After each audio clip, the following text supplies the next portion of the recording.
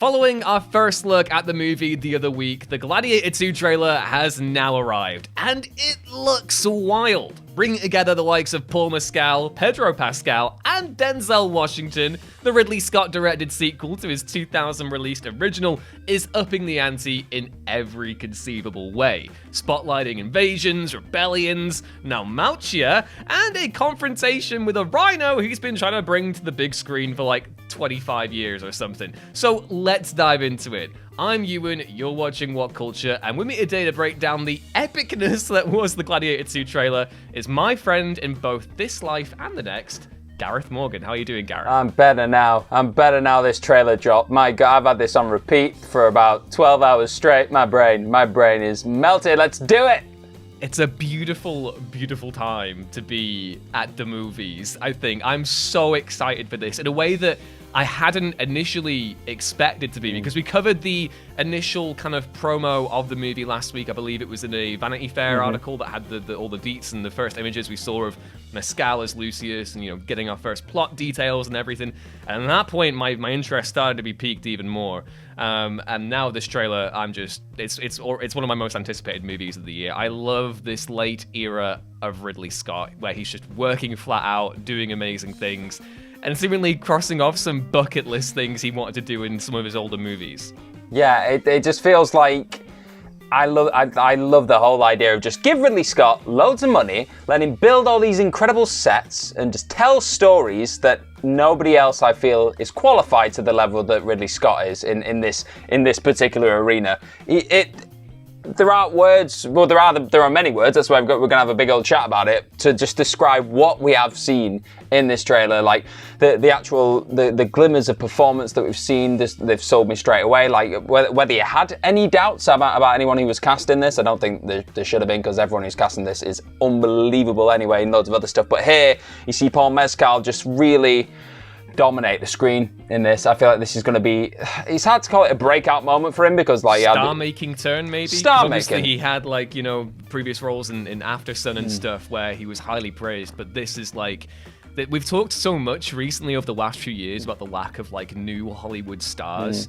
And I think if anyone's going to make someone transform themselves into that next stratospheric level, it's probably Ridley Scott, because it's what happened with Russell Crowe. Obviously, you know, Russell Crowe had LA Confidential before that, and obviously he was in The Quick and the Dead, which was the Sam Raimi Western, which is really good that more people need to see. But Gladiator was the movie that was like, okay, Russell Crowe is a megastar now. So, yeah, no, I totally agree with you. I think he's going to have so many opportunities within this film to really show what he can do. Like, I think he's got a real tenderness about him. If you've seen him in Normal People, he's unbelievable in that show, and he just has that sensitivity and that vulnerability to him. But then you see in a few flickers in this trailer that he can bring the rage, he can bring the brutality, and I think some of the fight sequences, like we talked about, a lot of the training that they did obviously in that Vanity Fair piece, and a lot of the stuff that he had to get into shape and all the rest of it, it all paid off, because my guy looks like a unit, and you believe him. You believe him as this commander of men, this warrior, this dude that can take on a Rhino and probably win. I'm so hyped. I'm so excited. Yeah, absolutely. So we'll go into a little bit more of a detailed breakdown now. We're going to discuss some of the historical context here. We talked briefly just before about naumachia, which is the classical word for the naval arena battles in the Coliseum, which look absolutely incredible. Obviously, the trailer starts off with a flashback to the events of the original, where we establish that, you know, Mescal's character Lucius, in his relationship with Maximus, they've CGI'd. I was going to say, we got to talk about. They CGI'd a bit. It's like a weird digital composite of. I think they've tried to like look at what Mescal looked like as a kid and put his face onto the original child actor for Lucius in the original Gladiator, which for me is so weirdly superfluous. Like, I don't think they needed to do that, and I hadn't noticed it originally, but when it was pointed out to me, I was like, oh yeah, that's a bit weird. It's one of those things where if you didn't understand what character he was playing in that first film, this doesn't make it any clearer, because you're like, when was he in the film? I can't remember him. Then you look back and you'll just, it's just an odd thing to draw attention to for me. He's putting a lampshade on it. Very odd. Yeah, but we get obviously the introduction there with Lucius's relationship with Macrinus, played by Denzel Washington, who is a kind of like a ultra wealthy, powerful figure in ancient Rome, talking about how Lucius is going to be his instrument. So Ridley Scott spoke of in the initial kind of press reveal of the movie the other week about how, you know, Macrinus is pretty awful to his gladiators.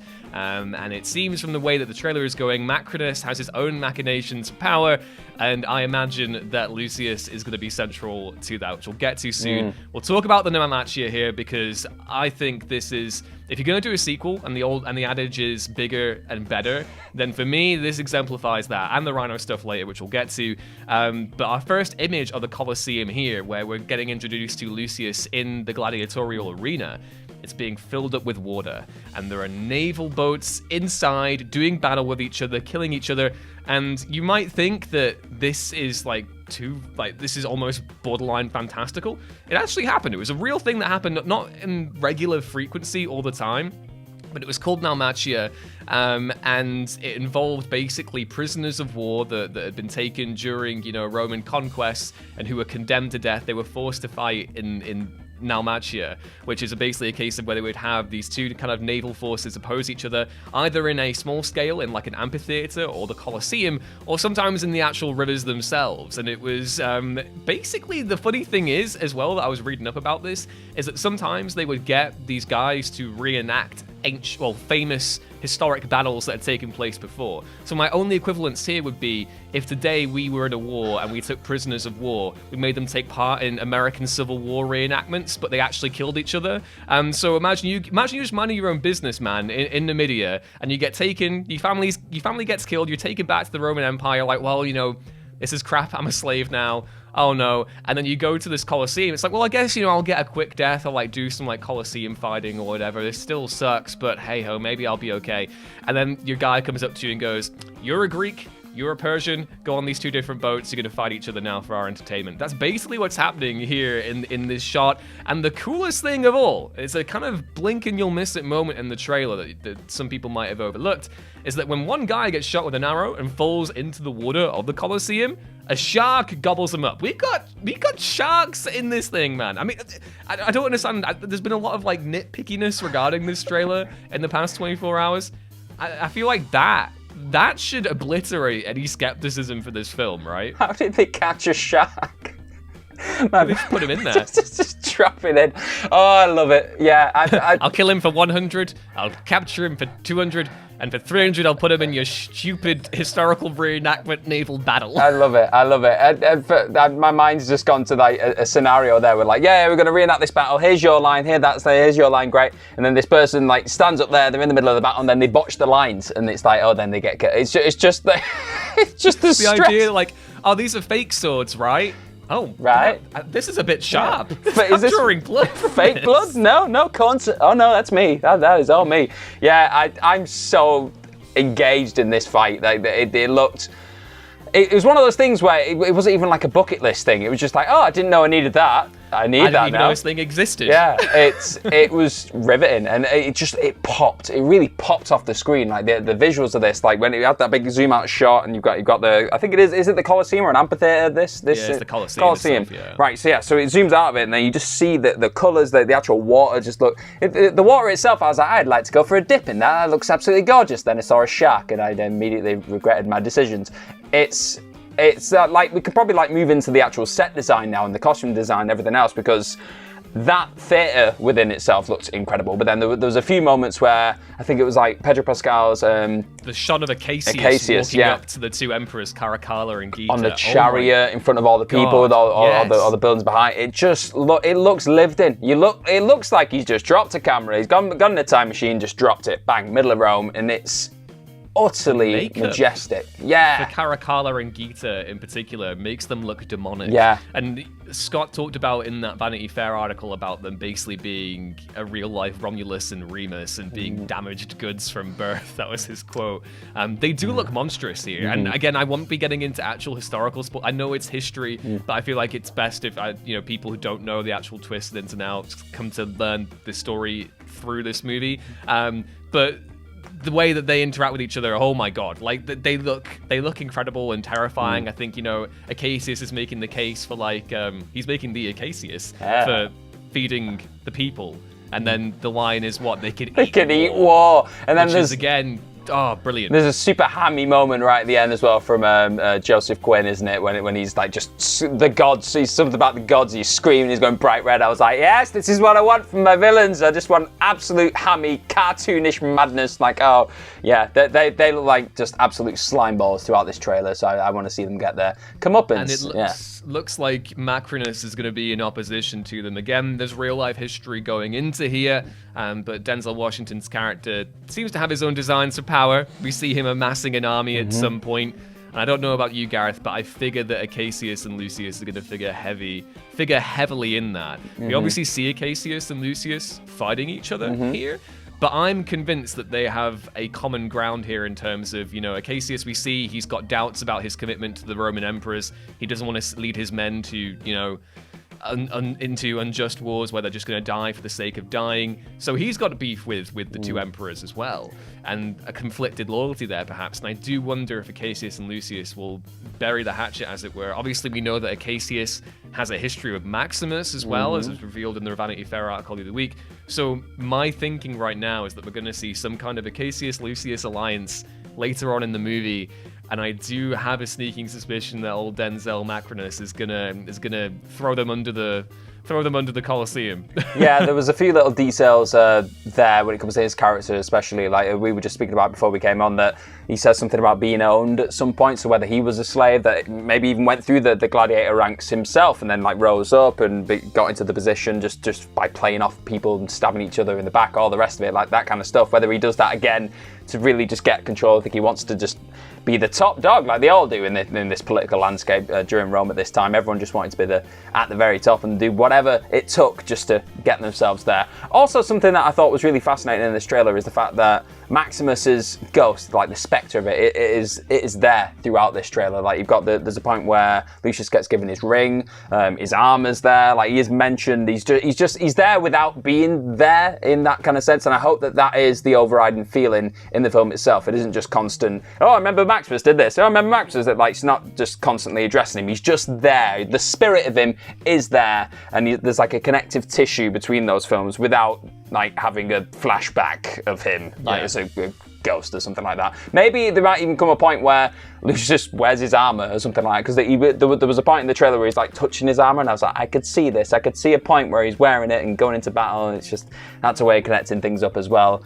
Yeah, I feel like Russell Crowe needs to be referenced. Obviously, Maximus does need to be referenced, but it doesn't need to be a main focal point at all. This should be Lucius's story. It is just connected to the past.